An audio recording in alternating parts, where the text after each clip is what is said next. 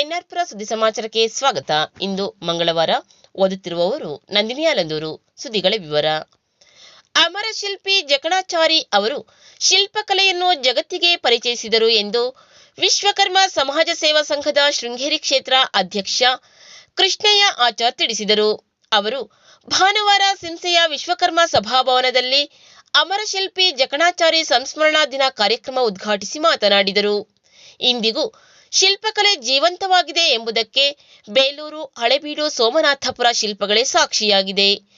ಅಮರ ಶಿಲ್ಪಿ ಜಕಣಾಚಾರಿಯಂತೆ ಈಗಿನ ಕಾಲದ ಶಿಲ್ಪಿ ಅರುಣ್ ಯೋಗಿರಾಜ್ ಅವರು ವಿಶ್ವಕರ್ಮ ಸಮಾಜದ ಆಸ್ತಿಯಾಗಿದ್ದಾರೆ. ಸರ್ಕಾರವು ವಿಶ್ವಕರ್ಮ ಸಮಾಜದ ಶಿಲ್ಪಿಗಳನ್ನು ಗುರುತಿಸಿ ಪ್ರೋತ್ಸಾಹ ನೀಡಬೇಕು ಎಂದು ಅವರು ಒತ್ತಾಯಿಸಿದರು. ಸಭೆಯ ಅಧ್ಯಕ್ಷತೆಯನ್ನು ತಾಲೂಕು ವಿಶ್ವಕರ್ಮ ಸಮಾಜದ ಅಧ್ಯಕ್ಷ ರಾಜೇಶ್ ವಹಿಸಿದ್ದರು. ಸಭೆಯಲ್ಲಿ ವಿಶ್ವಕರ್ಮ ಸಮಾಜದ ಮಹಿಳಾ ಸಂಘದ ಅಧ್ಯಕ್ಷೆ ಜಯಶ್ರೀ ಕೃಷ್ಣಯ್ಯ ಆಚಾರ್ ಉಪಸ್ಥಿತರಿದ್ದರು. ಅತಿಥಿಯಾಗಿದ್ದ ಶಿಕ್ಷಕಿ ಸೌಖ್ಯ ಮಹೇಶ್ ಅವರು ಅಮರ ಶಿಲ್ಪಿ ಜಕಣಾಚಾರಿ ಅವರ ಜೀವನ ಚರಿತ್ರೆಯನ್ನು ಓದಿದರು. ಅತಿಥಿಗಳು ಹಾಗೂ ಸಮಾಜದವರು ಅಮರ ಶಿಲ್ಪಿ ಜಕಣಾಚಾರಿ ಅವರ ಭಾವಚಿತ್ರಕ್ಕೆ ಪುಷ್ಪಾರ್ಚನೆ ಮಾಡಿದರು.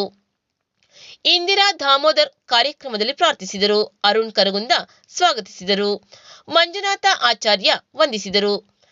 ನಂತರ ವಿಶ್ವಕರ್ಮ ಸೇವಾ ಸಂಘದ ಮಾಸಿಕ ಸಭೆ ನಡೆಯಿತು. ನರಸಿಂಹರಾಜಪುರ ಪಟ್ಟಣದ ವ್ಯಾಪ್ತಿಯ ಎಲ್ಲ ಅಂಗನವಾಡಿ ಮಕ್ಕಳನ್ನು ಒಂದುಗೂಡಿಸಿ ಒಂದು ಅಂಗನವಾಡಿಯಲ್ಲಿ ಬಾಲಮೇಳ ಎಂಬ ಕಾರ್ಯಕ್ರಮವನ್ನು ಆಯೋಜಿಸಲು ಚಿಂತನೆ ನಡೆಸಲಾಗಿದೆ. ಈ ಬಗ್ಗೆ ಶೀಘ್ರದಲ್ಲಿಯೇ ತೀರ್ಮಾನ ಕೈಗೊಳ್ಳಲಾಗುವುದು ಎಂದು ಪಟ್ಟಣ ಪಂಚಾಯಿತಿ ಸ್ಥಾಯಿ ಸಮಿತಿ ಅಧ್ಯಕ್ಷ ಪ್ರಶಾಂತ್ ಎಲ್ ಶೆಟ್ಟಿ ಹೇಳಿದರು. ಅವರು ಶನಿವಾರ ಪಟ್ಟಣದ ಮೇದರಬೀದಿ ಅಂಗನವಾಡಿ ಕೇಂದ್ರದಲ್ಲಿ ನಡೆದ ಬಾಲಮೇಳ ಕಾರ್ಯಕ್ರಮದ ಅಧ್ಯಕ್ಷತೆಯನ್ನು ವಹಿಸಿ ಮಾತನಾಡಿದರು.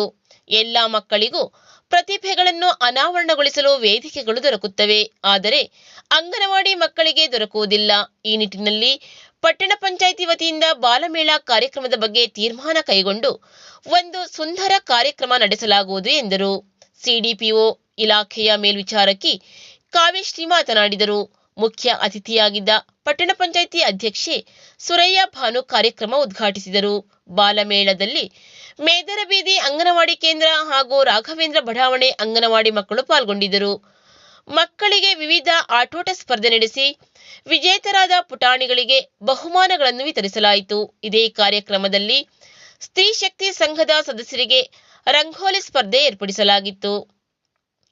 ಕಾರ್ಯಕ್ರಮದಲ್ಲಿ ದಾನಿಗಳಾದ ಮೀರಾ ಸುಬ್ರಹ್ಮಣ್ಯ ಶೆಟ್ಟಿ, ಅಂಗನವಾಡಿ ಕಾರ್ಯಕರ್ತೆಯರಾದ ಅನಿತಾ, ಶೈಲಾ, ಶ್ಯಾಮಲಾ, ರಾವೂರು ಜಯಂತಿ, ಅಂಗನವಾಡಿ ಸಹಾಯಕಿ ಆಶಾ ಉಪಸ್ಥಿತರಿದ್ದರು. ಆಶ್ರಿತಾ ಕಾರ್ಯಕ್ರಮದಲ್ಲಿ ಸ್ವಾಗತಿಸಿದರು.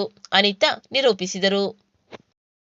ಪಿಕಾರ್ಡ್ ಬ್ಯಾಂಕ್ ಚುನಾವಣೆಯಲ್ಲಿ ಪಂಚಾಯಿತಿ ಘಟಕದ ಅಧ್ಯಕ್ಷರು, ಮುಖಂಡರು, ಕಾರ್ಯಕರ್ತರು ಒಟ್ಟಾಗಿ ಕಾರ್ಯನಿರ್ವಹಿಸಿದ್ದರಿಂದ ಕಾಂಗ್ರೆಸ್ ಬೆಂಬಲಿತ ಆಡಳಿತ ಮಂಡಳಿ ಅಧಿಕಾರಕ್ಕೆ ಬರಲು ಸಾಧ್ಯವಾಗಿದೆ ಎಂದು ಜಿಲ್ಲಾ ಕಾಂಗ್ರೆಸ್ ಘಟಕದ ಅಧ್ಯಕ್ಷ ಹಾಗೂ ಭದ್ರಾ ಕಾಢಾ ಅಭಿವೃದ್ಧಿ ನಿಗಮದ ಅಧ್ಯಕ್ಷ ಕೆಪಿ ಅಂಶುಮಂತ್ ಹೇಳಿದರು.